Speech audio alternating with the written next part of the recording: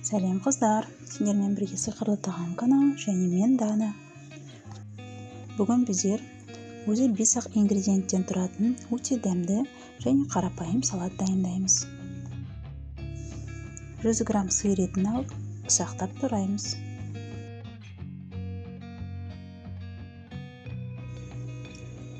Тарелкамыздың бір шетіне саламыз.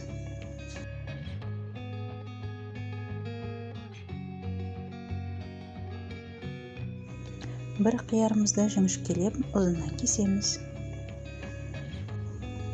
Етке қарама-қарсы орналастырамыз.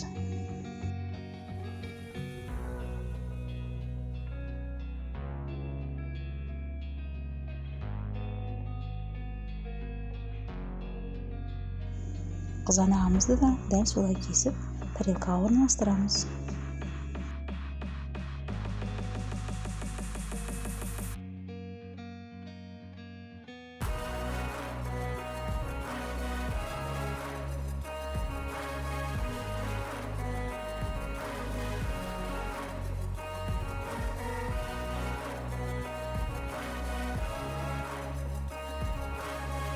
Соңғы ингредиент тұқымымызды ұзыннан кесіп, қызанаққа қарсы орналастырамыз.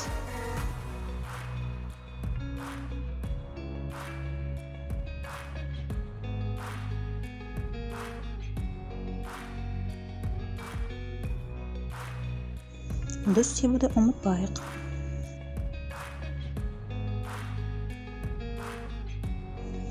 Бетіне майонез жағамыз. Ең соңында әдемілік үшін және ерекше дәм беру үшін чипсы ортасына саламыз.